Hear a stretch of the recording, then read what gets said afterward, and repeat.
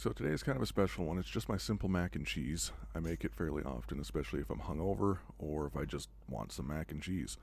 The ingredients are simple in this one. It should only be about $3 when portioned out. It's just bacon, cream cheese, shredded cheese, flour, margarine or butter, and then not pictured is the milk and the pasta. The only reason I didn't do that is because I can't tell you the correct amount of milk, really. You kind of have to eyeball it. And as far as pasta, it's kind of your choice, whatever dry pasta you want to use. The other thing with the milk is it's probably roughly about a cup-ish.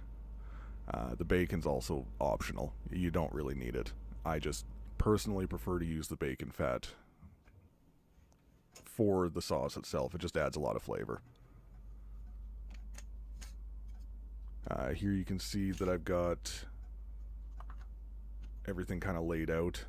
Everything's cubed up.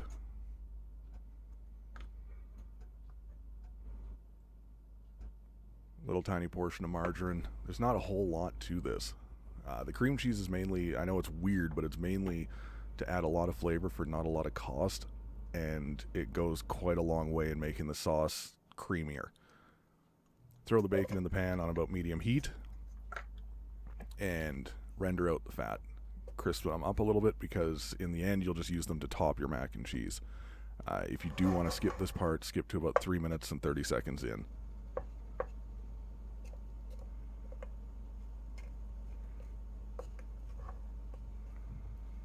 Cooking the bacon doesn't take very long. Once the fat's rendered, you just end up draining the fat to one side of the pan. Just tilt the pan, and then you'll just take the bacon and toss it into a bowl on the side.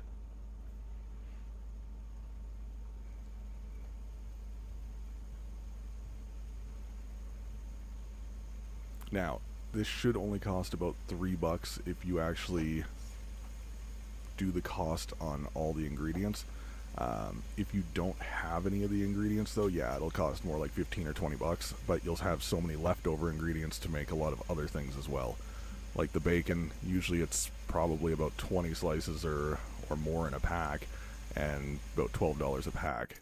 So that's where the cost is quite affordable if you have anything. I just freeze my bacon and keep it for when I need a slice here and there.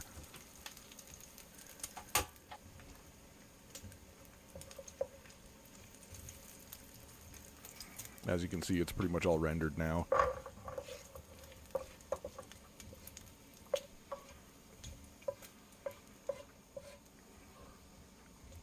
Just take little pieces of bacon, wait a few seconds, let as much of the fat drain out as you can, and then toss them to the side. After that, you're going to want to just add the margarine or your butter. Your choice. Butter obviously tastes better, but it's a lot more expensive. And just incorporate the two fats together.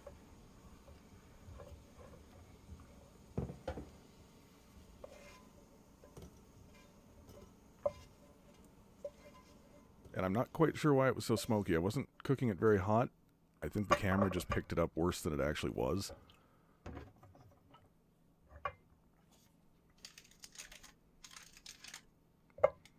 Now, when we get to the flour, that I really have a hard time telling you how much to use because it's how thick you want the sauce. I like the sauce really thick, so I use a fairly large amount of the flour. If you like it a little bit thinner, go a little lighter. Maybe just do roughly the 2 tablespoons, the original amount I threw in, that you'll see in a second here.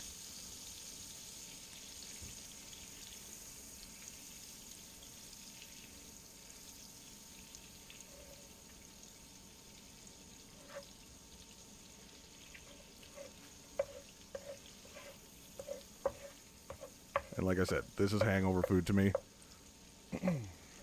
So, yes, there's a bit of oil, but it tastes good.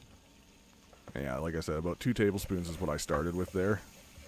And if you wanted a little bit thinner, maybe stick to that. Also, if you don't do the bacon process, add a little bit of extra butter or margarine. I'm just scraping the bottom with the wooden utensil because, like Uncle Roger would say, no metal utensils in a non-stick pan. But it scrapes up all the little tiny bacon bits that are on the bottom and mixes it into the roux. Make sure you cook the roux for a couple minutes, but don't burn it.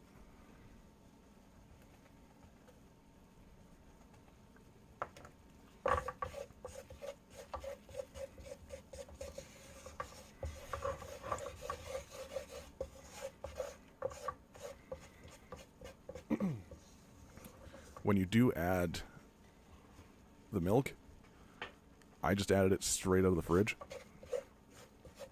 Make sure you mix it like hell, because if you do not continually whisk this, it will either turn out grainy, lumpy, and just the texture won't be right. So like I said, I think I added about a cup. I don't know, because I just added straight from the jug. And like I said, whisk, whisk, whisk, whisk, whisk. I cut out a good chunk of the whisking, but just kind of keep going until it starts to thicken. I added salt and pepper. That's all I added for seasonings. There's no need for anything else.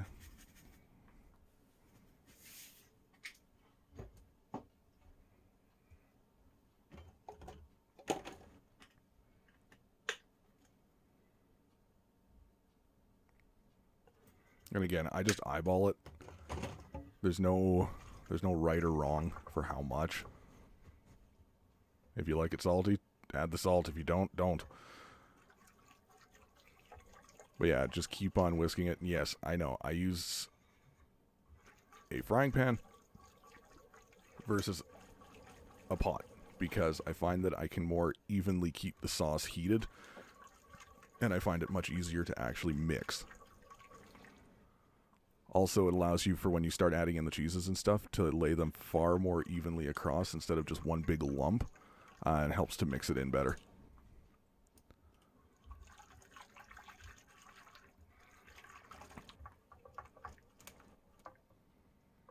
So as you can see, it's kind of thickening up here. I added in the cream cheese, the little cubes there. This doesn't melt very quickly, so you kind of gotta take a little bit of time with it. It's going to just start kind of lumping up into little tiny lumps, and that's fine. Just go with it. As you can see, I'm not doing it fast anymore because I'd be flailing it out of the pan. There's no sense in that. Just slowly whisk it in. I've only got the heat on medium-low. It's not very high right now. It helps prevent you from literally boiling the sauce. As you can see, it's all just little tiny clumps now. And just kind of keep on going until you're about here. And you can see it's thickening up as well. So once you're about here, add your shredded cheese. And yes, I spilled. But as you can see with the pan as well, that's what I was talking about being able to evenly kind of distribute it across. Now mix that in. It will melt pretty darn quick. So once you start mixing this one in, I actually turn the heat off in a couple of seconds here. As you can see, it's all thickening up really, really well. This is what I personally want. If you want it thinner, make sure during the milk phase or the flour phase you either add less flour or add more milk. But I love a sauce that's super, super thick and will cling. Taste your sauce, make sure it's seasoned well enough, because this is kind of your last chance to re-season it. And at this point, I have turned the heat off, and it is silky smooth. Right there, I just turned the heat off. Super silky. You do not want to keep the heat on once it's cooked. I've got my pasta pre-cooked off to the side. I used penne today, just because it was sitting in the cupboard. Personal favorites, though, obviously use either elbow or shells. They hold the sauce really, really well. And then all it is just mixing it together in the pan. Now, if you do something wrong and you end up and the sauce is grainy, there's not a ton you can do. The only way that I've ever saved it was basically whipping it until my arm was sore with a whisk. And you won't be able to do that so easily in a frying pan. But you can always, if that really happened, you could transfer it to a pot and then you can just whip the hell out of it. And I mean like whip it. You can't be gentle. and hopefully it'll recombine itself into a silky mixture. Even if you end up with a grainy one, though, don't throw it out. It's still going to taste fine. It's just going to have an odd texture compared to what it should normally have.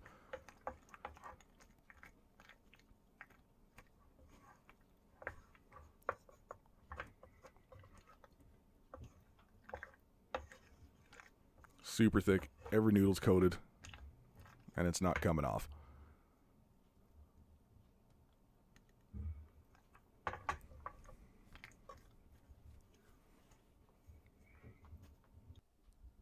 That's the final product. I did have some parm in the fridge, so I did sprinkle a little tiny bit on top.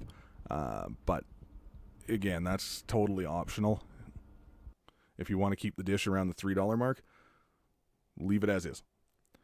Thanks for watching, and I hope to have another video out for you guys soon.